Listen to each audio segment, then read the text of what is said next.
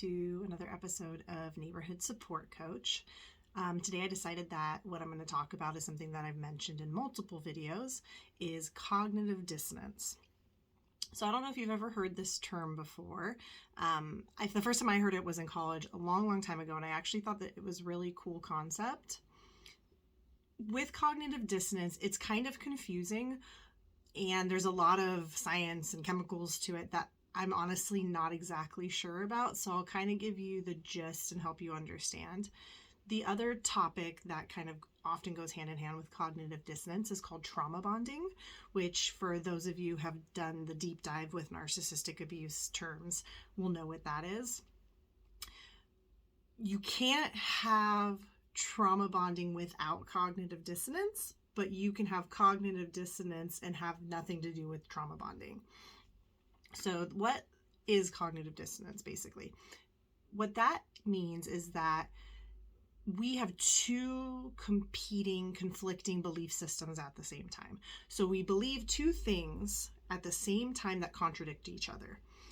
That may often look like, for instance, with abuse, I love this person is someone I'm supposed to trust and feel safe with. At the same time, this person is also being abusive and causing me a lot of pain.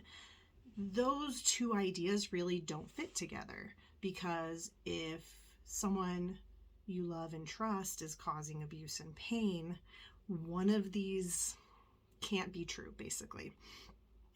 When this happens, our brain starts releasing a ton of chemicals. Again, I highly recommend looking up like the neuropsychology science behind all of this if you want a better understanding of how it works.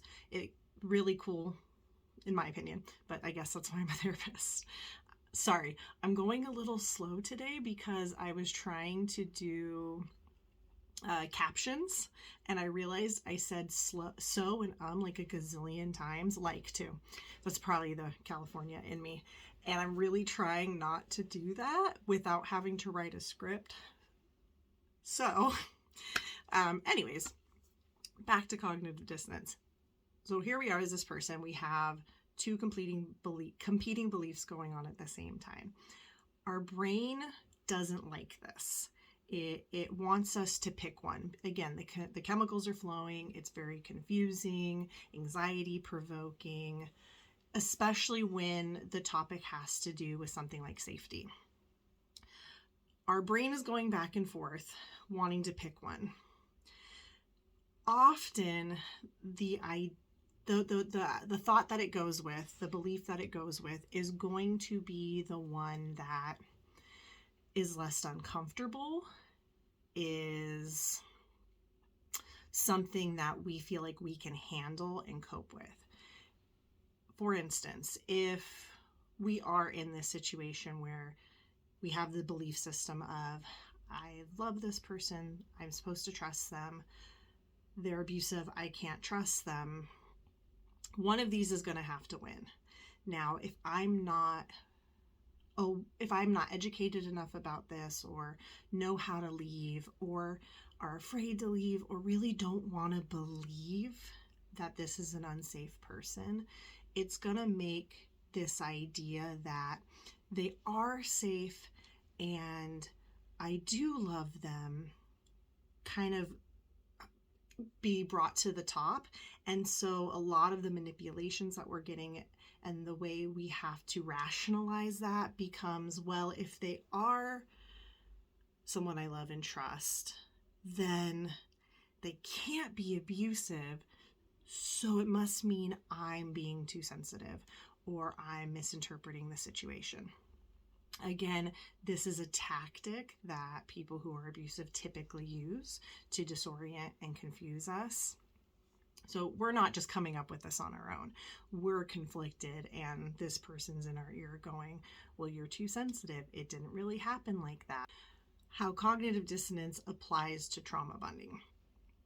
What trauma bonding is when we have a addiction-like attachment to a person that is abusive to us.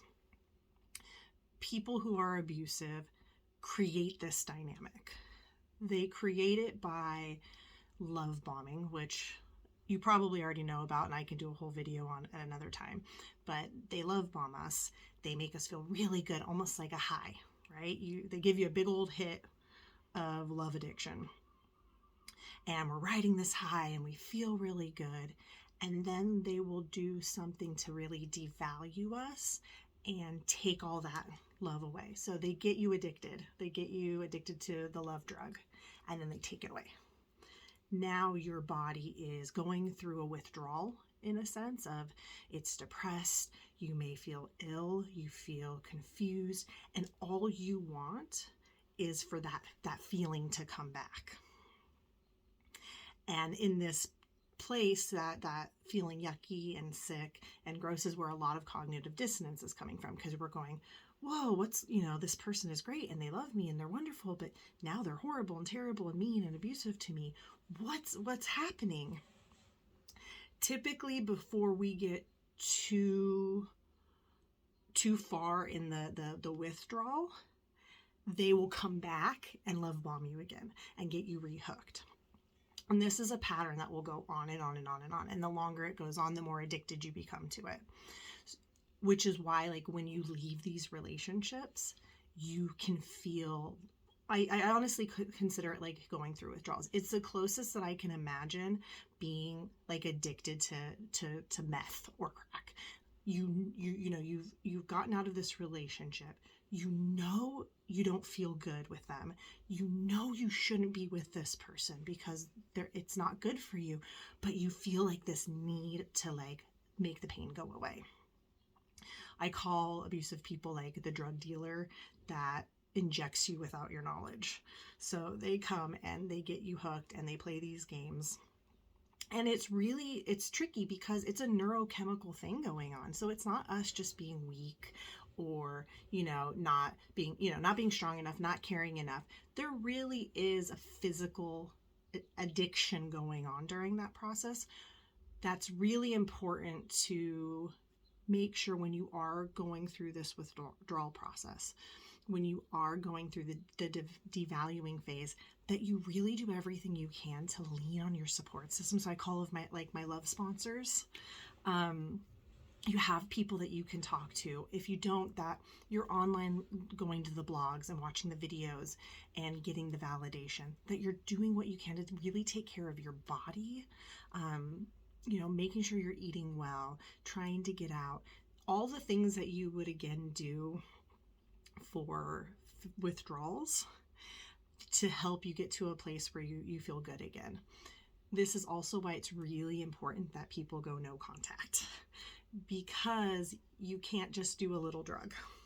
That's the problem with addiction. Once you've already gotten hooked, when they come and give you a little hit, you're right back in it from square one, and you got to go through the withdrawal process all over again. And in some ways it's almost harder, because you know how terrible you're going to feel when you get rid of it again. That's kind of my way of looking at it and understanding it. Again, it's a complicated concept, and it's really something that I think you understand more if you felt it. Is you know what it feels like. If you're interested in wanting to learn more about this, again, I highly recommend. There's some really cool articles online where it'll explain it in better detail than, in a more scientific approach that might make more sense. If you have any questions or comments about this, please don't hesitate to leave it down below, subscribe, like, and I want to throw out again that I do have a Spotify list, or a playlist basically for dealing with these kinds of feelings and empowering yourself and trying to feel better. The link is in my About section, so give it a listen. And if you have any suggestions on what to add to that, I'm all ears as well. So thank you, and I will try to get you another video as soon as I can. Life's been a little crazy, and I haven't had the time to do 2 videos a week, but I'm going to try to get back on that starting next week. Okay, thanks. Bye.